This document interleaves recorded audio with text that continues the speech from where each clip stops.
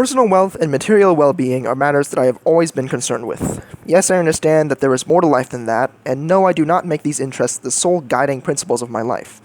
What I do concern myself with financially is recreation and personal enjoyment. Regarding this, I believe that money should serve as a facilitator, but not a means to an end. However, in today's culture of consumerism, it is becoming increasingly apparent that money is having greater influence in applications as companies and people continue to monetize and quantify the intangible experiences and rights in addition to physical products. Furthermore, it is through Michael Sandel's speech on the moral limits of markets that we see that the problem with market thinking extends beyond just entertainment and is still putting price tags on things from all facets of life. The level of exposure to the commodification of experiences I was given started as rather limited in scope. This was observed as the widespread use of microtransactions across the board of one of my preferred pastimes and passions, gaming. A plague upon digital entertainment as a whole, microtransactions are notorious for the representation of their greedy corporate creators, as fully priced $60 retail games include these in-app purchases as a sneaky way of enticing players to allow the companies to leech off of them further. During the infancy of these microtransaction systems, they rewarded gamers with little more than harmless cosmetics.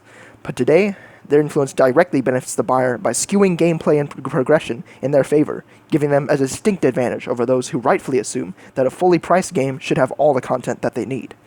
Combined with the dirty practice of designing games around microtransactions, I found myself exposed to my first instance of the commodification of time and experience. Only now do I realize that this cancerous practice interreaches into every sphere of life, as Sandel says. Sandel brings up many examples and arguments about the morality of markets and the rising rates of commodified outsourcing of pretty much any and all services. Today it is more common than ever to see political lobbyists and concert-going ravers alike hiring line standers to hold their place in a queue for an hourly fee, or families paying premiums for fast passes at amusement parks to skip the long lines at rides for the express options. As Sandel says, to outsource these experiences is to demean them, to value them in the wrong way. It then becomes clear that monetization of the intangible experiences extends far beyond the scope of digital entertainment, and that we are living in a society that freely trades time for money. And yet, despite the observations that money has shifted its role from the minimum facilitator or cost into an unfair means to an end, it is reassuring to see that there are limits to commercialization, that not everything can or will be sold.